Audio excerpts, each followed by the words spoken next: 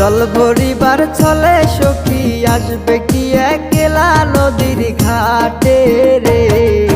আলহামদুলিল্লাহ, আগামী 2026 সালের ফেব্রুয়ারি মাসের 4 তারিখ শবে বরাত, ফেব্রুয়ারি মাসের 18 তারিখ রোজা, মার্চ মাসের 21 তারিখ ঈদুল ফিতর, মে মাসের 24 তারিখ ঈদুল আজহা। আল্লাহ তাআলা বলেন, রমজান মাসের খবর অন্যকে পৌঁছে দিলে তার জন্য জাহান্নামের আগুন হারাম হয়ে যায়। ও কি মন ভরিয়া দেখব তোমার,